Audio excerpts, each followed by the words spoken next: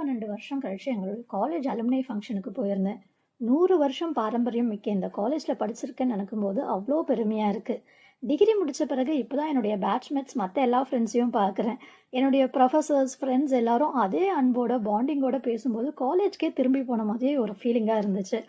College உள்ள போனதும் நான் தேடினது என்னுடைய காலேஜ் ஹாஸ்டலில் தான். நான் படித்தப்போ அது ரொம்ப சின்னதாக இருந்துச்சு. இப்போ 7 அடுக்கு மாடியாக வளர்ந்து நிற்கிது.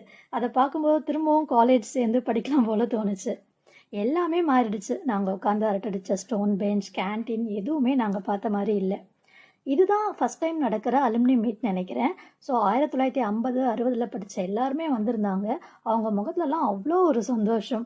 ஈவினிங் லைட் மியூசிக் அரேஞ்ச் பண்ணியிருந்தாங்க. என்னுடைய ஃப்ரெண்ட்ஸ்லாம் அவ்வளோ சூப்பராக டான்ஸ் பண்ணிட்டு இருந்தாங்க. கல்யாணம் ஆயிடுச்சு, குழந்தை இருக்குது, அது எல்லாத்தையுமே மறந்து திரும்பவும் 18, 19 வயசுக்கு போன மாதிரி சிங்கிளாக ஜாலியாக என்ஜாய் பண்ணிட்டு இருந்தாங்க.